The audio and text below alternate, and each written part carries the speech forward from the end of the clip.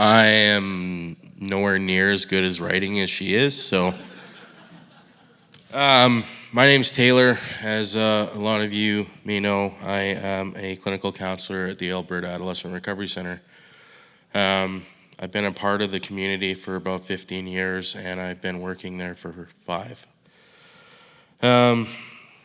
Before I start, I want to give a big shout out to Jay and Carl for, allowing us to be here. And, this time around, I felt it was really important to, kind of hit home the message that Kira was talking about.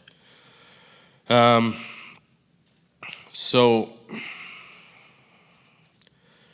one of the greatest things in my life is working with these kids, not only because it's the first thing that actually gave me meaning in my life in a long time, and you also start to build your own family and your own community with those kids.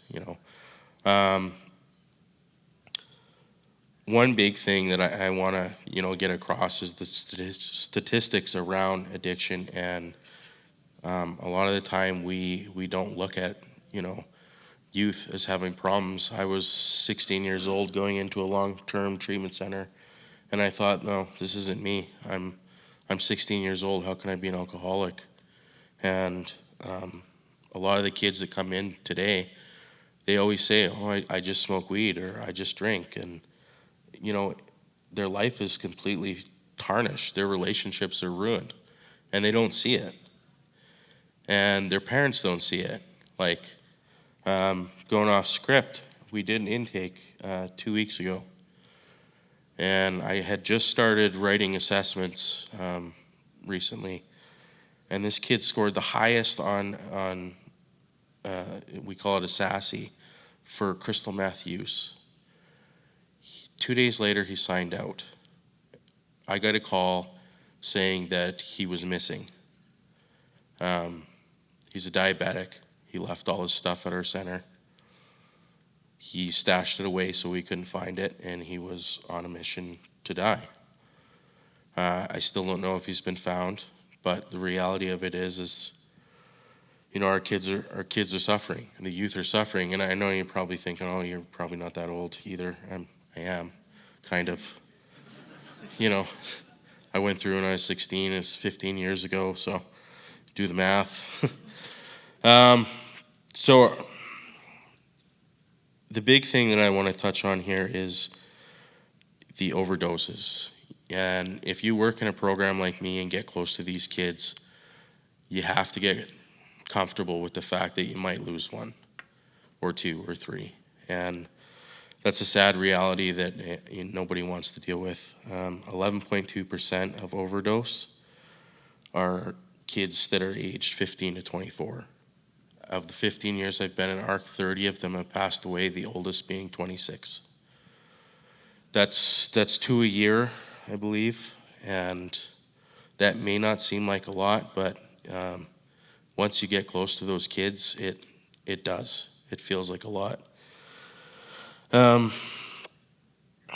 It is our goal at AARC to be the difference.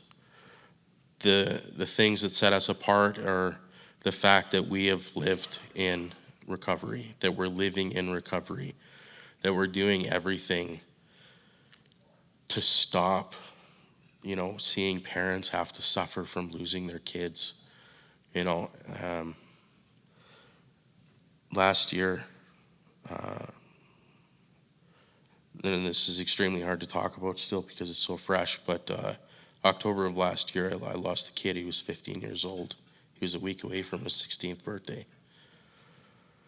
About a week later, I lost another friend, a kid that I had worked with for a while, and he was 29 years old. He was coming up to 2 years of recovery, and he decided to go back out.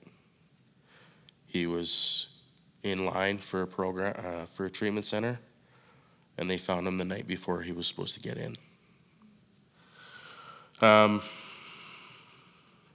It's really hard not to get emotional about this because,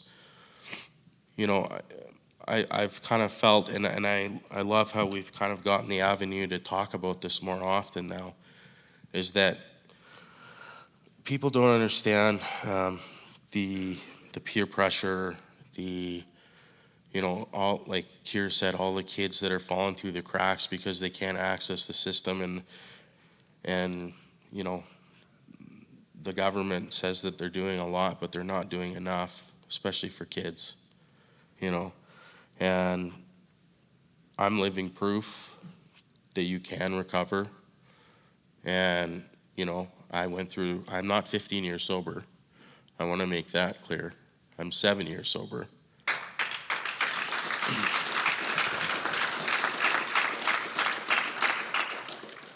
But one of the stigmas that I also want to touch on is relapse. A lot of people think, that you should be ashamed of relapse, that you should, look down on people who relapse. And I've heard that. I see a lot of people shaking their heads, but I've seen that and I've heard it from people. And the reality is that relapse is sometimes part of people's recovery. And it's part of mine, and it's part of the reason why I'm standing here today. And I'm able to look at my 2 beautiful daughters and my beautiful wife, and I just got 7 years on Wednesday, actually. It was Wednesday.